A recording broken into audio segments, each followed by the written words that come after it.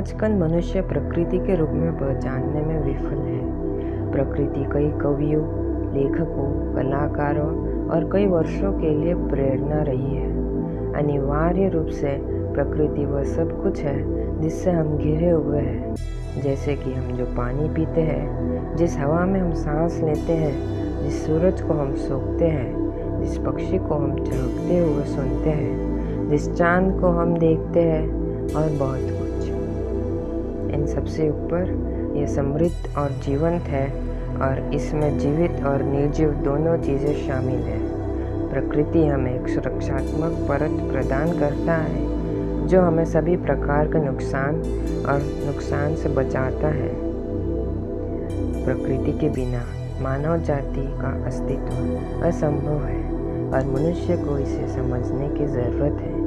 अगर प्रकृति में हमारी रक्षा करने की क्षमता है तो यह पूरी मानव जाति को नष्ट करने के लिए भी पर्याप्त शक्तिशाली है।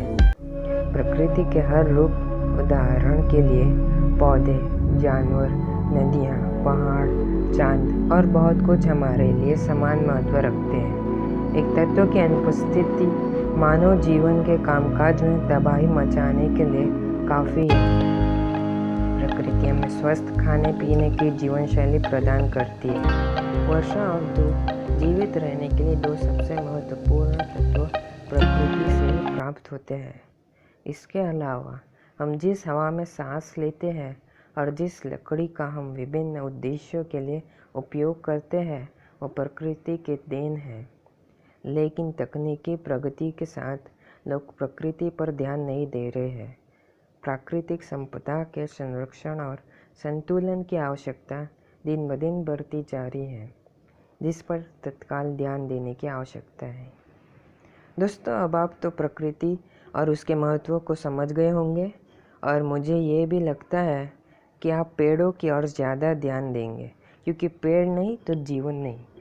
ऐसे ही और वीडियोस और हमारे चैनल से जुड़ने के लिए आप ऑलराउंडर 2.0 को सब्सक्राइब कीजिए और बेल आइकन दबाइए। धन्यवाद।